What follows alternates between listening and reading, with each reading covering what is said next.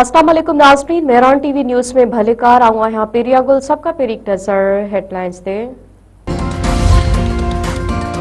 अमरीका Iran विच में ॻाल्हियूं अॼु ओमान जे गादी वारे शहर मस्कत में थींदियूं। ईरानी पहिरीं वज़ीर अब्बास इराक जी ॻाल्हियुनि में शिरकत लाइ ओमान पहुची वियो। अमरीकी वफ़द में अॼु ओभर लाइ ख़ासि नुमाइंदो स्टेविटकोफ, सदर ट्रंप जो नाठी ऐं ॿिया शामिल हूंदा। पाकिस्तान, सऊदी अरब, गॾियल अरब अमारात ऐं ॿियूं धुरियूं बि ॻाल्हियुनि में शरीक थींदियूं।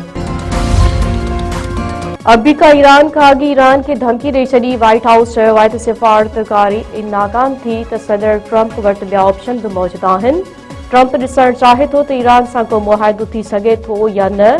व्हाइट हाउस जे press secretary Karoline Leavitt press conference कंदे वधीक चयो आहे त सदर ट्रंप दुनिया जी सभ खां ताक़तवर फ़ौज जो कमांडर इन चीफ बि आहे ऐं हू पंहिंजा अख़्तियार इस्तेमालु करे सघे थो। लाहौर में 25 सालनि खां पोइ बसंत मेलो शुरू। हर तरफ़ बोकाटा जूं सदाऊं, धूल ते थाप ते नौजवान झूमी पिया। इतलात वारी सूबाई वज़ीर उस्मा बुखारी फेस्टिवल जो आगाज़ कयो। लाहौर में अॼु सुभाणे आम मोकल 10,000 खां वधीक पुलिस ऑफिसर ऐं अहलकार सिक्योरिटी लाइ मुक़रर। वज़ीर आला मरीम नवाज़ चयो आहे त 25 सालनि खां पोइ लाहौर जे आसमान ते लगड़ मोटी आया आहिनि। शहरी ख़ुशियुनि जे जश्न ज़िम्मेवारी सां मल्हाइनि।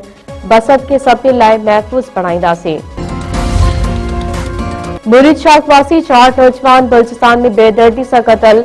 पशीन वारे इलाइक़े में सजाद कामरान, अब्बास ऐं शहजाद कोंडड़ी खे हथियार बंदन गोलियूं हणी क़तल करे छॾियो। मारिजी वियल नौजवाननि जो मुरीद शाख भरिसां ॻोठ मियाणी ऐं कूंदी वाला सां तालुक। वारसनि न चवणु आहे त नौजवान रोज़गारी लाइ साॻी बलूचिस्तान वियल हुआ, जिते खेनि बेगुनाह क़तल करे ज़ुल्म कयो वियो आहे। फैज़गंज वेझो 3 नौजवाननि खे मुबैना जड़तो मुक़ाबले में मारण खिलाफ पक्का चांग में हड़ताल। शहरी इत्तेहाद जे सॾ ते शहर जे समूरा नंढा वॾा कारोबारी मर्कज़ मुकमल तौर बंद।